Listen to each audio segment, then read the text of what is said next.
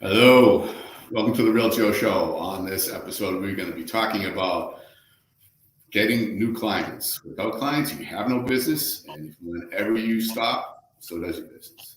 So let's welcome Chad Jemison, the president, team leader. I don't know the title, but Team you founder, team leader. bright ideas at Realty in North Carolina. It's outside the Raleigh area. Welcome, Chad. Hey, Joe, I'm so grateful to be on here with you. Thanks so much for the invitation. Yeah. I heard your name long before I actually started working in the Keller Williams office. So it's good to be working together with you. And you've been very successful building a team. You've had struggles like everybody does when you're building a business. One of the things I think you're best at is finding new business and lead generating and keeping a mindset that allows you to keep plowing forward. So what for somebody that may be new or somebody that's struggling with lead gen, what are some of the things that you would recommend they start on first? Yeah. Well, again, you're exactly right. Like, I truly believe that mindset is the foundation to success in real estate, and the energy, and I would even dare say the positivity, the optimism that you put out, not in a false sense, but in a genuine, real sense, is really key to the foundation of building a successful business or turning around a slump. And here's the thing: we often hear about people like to work with people who they know, like, and trust. And I really think it's related to that old axiom of, people, how's the phrase go? They won't necessarily remember exactly what you say or what you do, but they'll remember how you made them feel. And to me, that is the consistency that's most important. It's when you are interfacing in your community, with your social media posts, with your e-newsletters to people, how are you bringing hope? How are you being a light in your community that is trusted, but really also is just like it's working to pour good energy, good vibes. I'm not being woo-woo with this, but I really do mean that. Like, how are you a force for good in your community? And that's something we really have focused on as the fundamental DNA of our team and how we're seeking to build. Well, let's talk about that first, and I want to go back and talk about being able to deliver that. It's not always that easy when you're getting beaten up on a regular basis and hitting the walls and all that stuff that agents go through. But before we do that, let's jump on the name Bright Ideas and what that means and how that works for you. Yeah, so we're with Keller Williams, and about 3 or 4 years ago, KW had this, think a million first, then sell a million, or GCI, and then net a million, and then give a million. So they added that give a million last. And it's sort of like temporally, the way they first introduced it was that it goes in that order, right? Obviously, you have to think a million before you can earn a million, before you can net a million, right? But I actually, and I'm really tight friends with a bunch of agents who think a little differently. And I think generationally, the millennial generation, which I'm not even an elder millennial, I'm straight like 1977, like not really Gen X, but I'm not a millennial either. But that mindset that a lot of newer and or slightly younger agents have is that it's really about how can business be a force for good. And that's something that I truly believe. And my wife, Lisa, and she joined me after I was a solo agent for a few years to really build a company that is a force for good in our community. And so we believe our goal is to give a million, not when we retire or in our estate. Our goal is to actively pour into our community, both with action and with financial contributions, to improve our community and to be a light in our community, thought of as a leader in philanthropic support for our community. And that's a big part of our business. So every transaction, our bright idea is that our schools and fundamentally supporting people who are perhaps at the edges, as our region has had so much prosperity and growth, there are people who are also being left behind. So we focus on both public school support in our immediate sort of geofarm area and also affordable housing across the region. And so for every transaction, we set aside $500 into a fund. We actually have a separate bank account that's parallel to our business account that every month we true it up. So if we've had 4 closings, we put $2,000 into that fund, and it sits there until the next school year starts. And in August, we distribute that. So right now we close about 50 to 60 houses a year. So we've been averaging $30,000 the last couple of years. And in total, since we started the program in 2019, we are now at 131,000 as of last August, and we'll be over $160,000 this summer that we've contributed direct support to about 10 public schools in our area, the local YMCA, and a nonprofit called CASA that works on affordable housing for homeless. That's outstanding. Good for you. Yeah, so that's part of like our leadership. It's our mindset. We're on a mission larger than just making Chad and Lisa owners rich or building wealth. Like, yes, that's a part of our goal, but really we are a mission focused company to have both do great by our clients, help our clients build wealth. Obviously, we're leading with ideas around wealth building for our team members that join us. And really, fundamentally, it's about we wish to pour into our community and have a great impact. And you're giving hope on every deal you do. That's fantastic. That's our goal. I think there are agents out there who want to be part of something more. They want to be something more than solely about sales. Like, they are driven, they are high Ds, but they also they engage with us because they want to feel part of something larger than just their success. And that's something we do for agent attraction. We're actively hiring 3 or 4 agents right now, and bringing people on. And that is fundamental to our culture, right? Yeah. One of the things that's developed, Joe, if I can lead on that a little bit, is we have very much so a culture of focusing on gratitude, of abundance, of generosity with each other. And that's culturally and how we treat each other and seek to treat each other. And the other thing that we realized is that we also are on a mission. We wish to accelerate the pace of our ability to support these causes that are desperately in need of financial contributions and support. Our community really has no shortage of needs, as abundant as our immediate community is. But one of the things that we added to our culture, thanks to shout out to my friend Stacy Sauls down in Charlotte, who leads a big team down there, is really adding that culture of production, right? It can be a lot of feel good and care, and that is absolutely who we are and what we're about. But the additional thing that we realized we had to, it was sort of an assumption, but we needed to call it out and be explicit about it, is that our culture is around production. And so that's about showing up. It's about being part of our team. We have big goals of what we want to contribute. We have big goals that people want to be around other people who are going after it. And I think that's one of the values of a team that has that culture of production, or a market center that has that energy and culture of production. It's who you surround yourself with. It's those 5 people. It's that culture of the organization that you align yourself with to see, are you in alignment around going after it? Because, man, if you're around complainers and people, again, this is the optimism and the hope. If you're around people who are just like sour, right? And they're just like, oh, this market sucks. It blows. I mean, blah, blah, blah. Look, we did not have a great fourth quarter last quarter.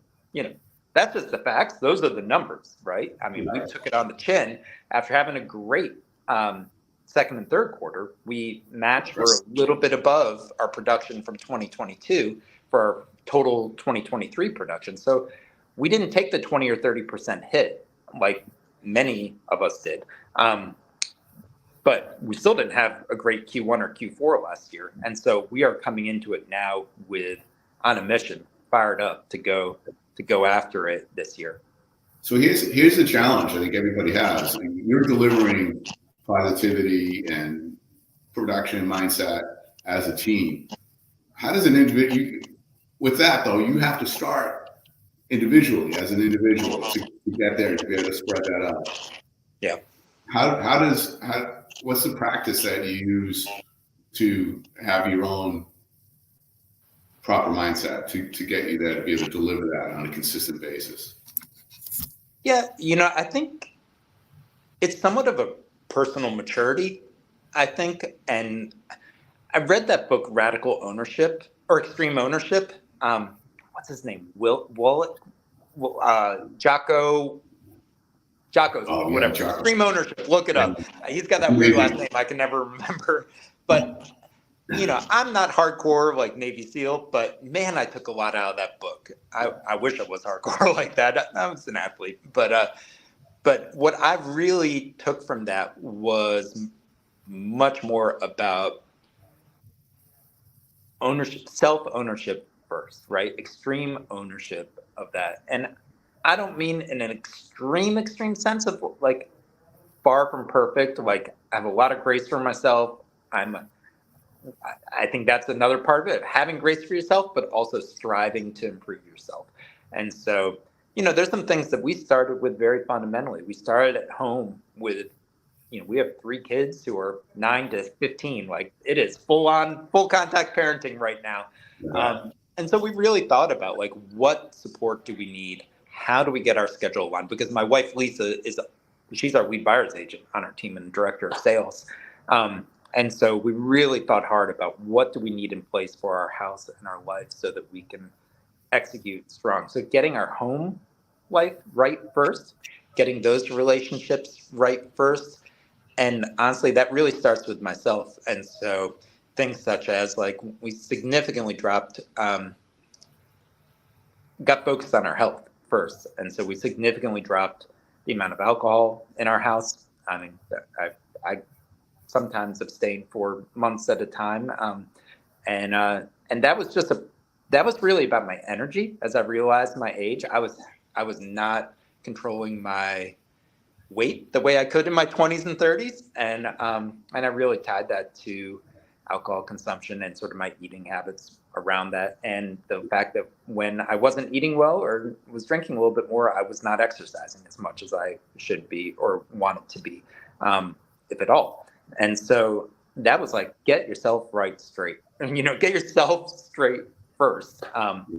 And that's nothing new, but it does come back to that positivity. Like when you're feeling better about yourself, when your energy level is higher, when you're not getting tired in the afternoons the way I would otherwise, or just the energy, the burst that comes after a decent workout, like that will push you through the second half of your day or set you up to sleep better at night. Like that is so integrally tied to my feeling of how I can show up and that energy comes out when I talk to my clients, when I'm prospecting, when I'm meeting people in the community, when we're talking with people about joining our team. Like that has to come from me and emanate from me first. And that's that self-leadership, whether you're leading a team or a solo agent. Like the reality is your business is your sphere and how you present yourself and how you interface with people, right? And so the more and more you can, I found that I was able to, show up as a more joyful, a more grateful person, a more, hopeful person. Like those things have tails that, it may not be immediate business, but that accumulates. I mean, that builds over time of how you are your brand in that way. And that what are you putting out there consciously or unconsciously that is defining your brand.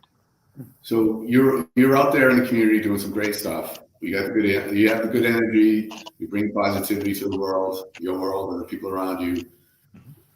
What are the tactics? What strategy do you use to actually turn all that into business? Yeah. So, we use, again, it's another Keller Williams tool, but it's the 1-3-5 or the GPS. And so the GPS is one goal, 3 priorities, 5 strategies for each priority, or give or take 5. And so we use that for every part of our business. So we use the 135 for our lead gen strategies. So our first and foremost is focusing on our sphere, our database. We do the DDD2. We actually alter it a little bit, and we do DTD3. So do the database 3. So you divide the alphabet into, if you do the 2, you divide it into 13 weeks, which is about a quarter, right? 3 months. Yes. And you can do it that way. We do it with 3 because we go to so many conferences, or we have vacation, we have spring break. So we actually put it into 3 letters a week, and we push through that. And we've added some pretty radical accountability around that. It was hard to keep that consistent. Can you explain that DTD2 to the non-Cal Williams people? Yeah, sure. So it's called Do the Database 2. So you essentially have to build your database. You've got to pour people into that. I scrub my LinkedIn profile. I scrub my Facebook. I scrub my contacts in my phone, and constantly make sure I'm updating the database. And then we divide it between myself and my wife. But let's say I'm a solo agent. That's the easiest way to explain it. So the first week of each quarter is A and W, and we add U into it because we do 3 letters. So we do it by last name. And so I just go into my database and I sort by last name, A, or we tag it is another way you can do it. You can take everyone and just make sure they have the A and W tag on them if you're in Command or in Brivity or some other tool like CRM like that. And we just either pull the tag or you pull it by last name and then sort it by letter. And you call or text through that. We don't leave voicemails. That tends to annoy people now. We're texting more and more and more. We tend to get greater engagement with that. But we do, if there are people we're particularly close with, we will call. And that's really just touching base. It's bringing that energy. It's helpful. It's gratitude, letting them know about our upcoming quarterly events that we do. So we do a night out at the Durham Bulls, which is a minor league baseball team here, which is wonderful. We do a movie day.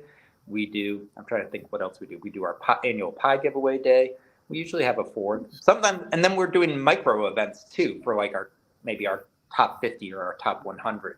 And so, for example, there's the Duke North Carolina basketball game coming up this Saturday or next Saturday, and we're going to have a gathering over of all of our UNC fans, right? Everything stops to that. What was that? I said everything stops to these basketball games. It's pretty incredible. In the triangle, that's a big deal right there. So just having more people. We had a Friendsgiving over at our house with about 40 people. We had a housewarming moved into our house. So we've been doing more and more micro events. A micro event is not necessarily inviting your entire database or even your top 400 people or so.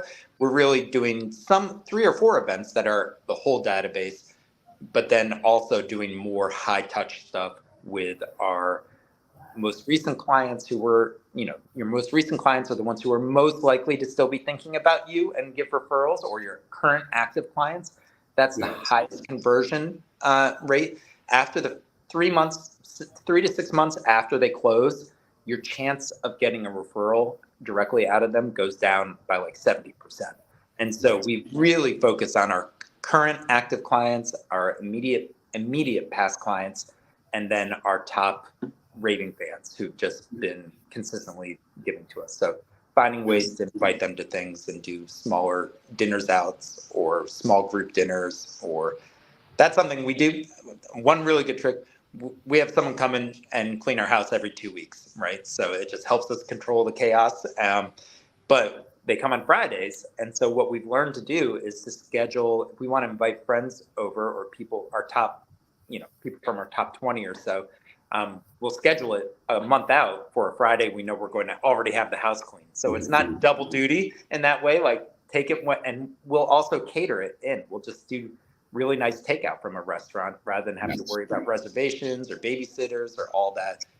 Keep it easy, keep it simple, keep it personal and intimate with your closest people. When you invite someone into your home, that's a sign of like really real intimacy in that way of forging that bond at a deeper level. And I think it's really valuable and easy. That's good stuff. What are you doing to put more people in the pipeline that you don't know yet? Yeah, so coming out of COVID, we used to be a door knocking team, and there's been some changing dynamics. This isn't limiting belief. Like you see it on Nextdoor or Facebook, neighborhood pages. People are like, someone's coming around the neighborhood. And I think coming out of COVID, we were pretty reluctant to restart that. And so now we are very much focusing on knocking 100 doors around every new listing.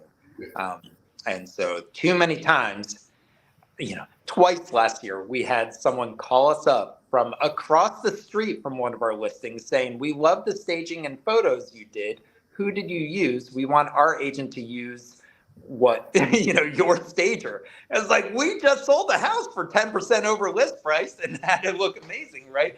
But shame on me, right? I didn't reach out to the immediate neighbor.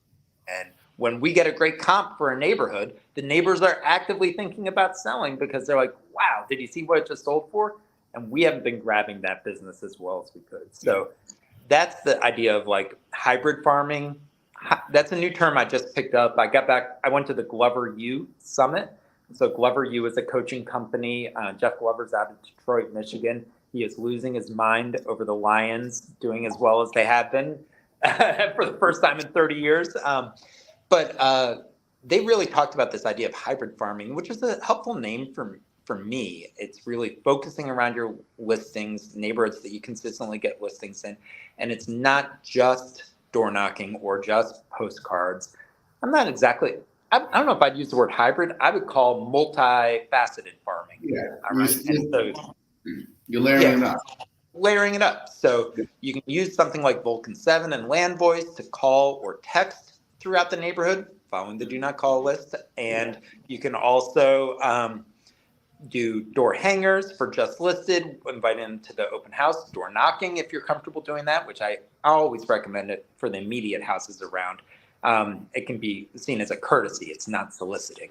And then doing just pended or just, under contract and then just closed, especially if you've done really well and gotten multiple offers. Like, don't be the secret agent. Like, I think we were too many times. Like, so we are going all in with that.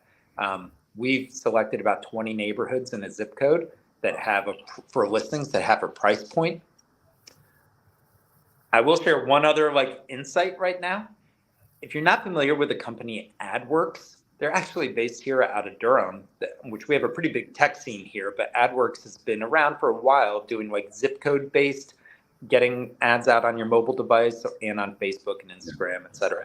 But one of the things they've just done recently for hybrid farming is you can actually upload a list of addresses and they are able to target the IP address so that whenever someone's for that specific address, and so you can do that with your database, you can do that with a geofarm, even if you don't know people, but you want to gain presence there. And you can upload the addresses to them and they will target that IP address. And that also includes a chance for videos. So if you have a new listing going live, you can zero in as close as a half-mile radius and do an ad for your new listing in that immediate geofarm by uploading. Well, that's not address based. That's just dropping a pin for that half mile. But you can get really tight again for being omnipresent, top of mind. Like, wow, they are present in that neighborhood, and that's the goal, and that's what Glover U pushes. I'm in Maps coaching, but with Glover U, they're like, your goal is to be the essentially gain pole position, top dog, number one in your target market that you have. And that's sort of the high D, goal-oriented aspect of myself.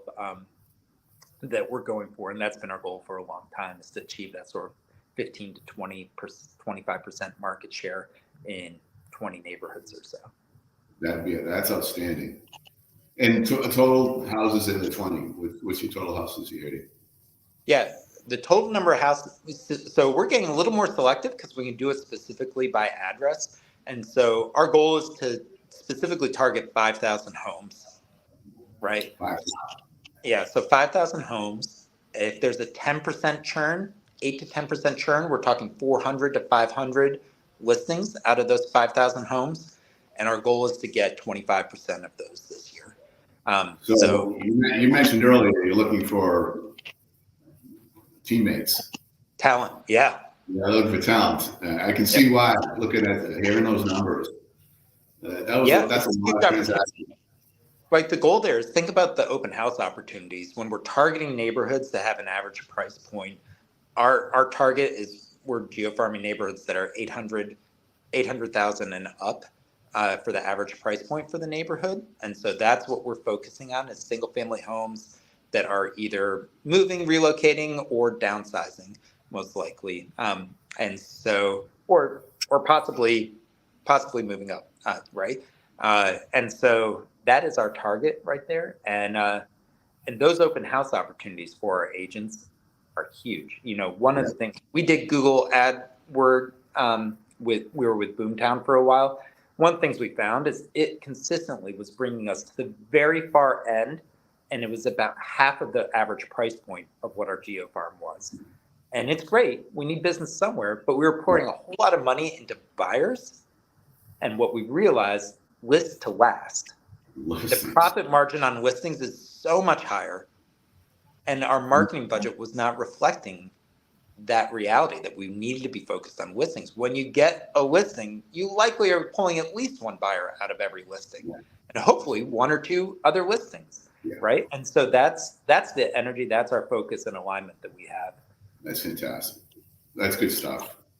Chad, thank you so much for sharing all what you're doing and your insight on being positive and bringing hope to all who are around you.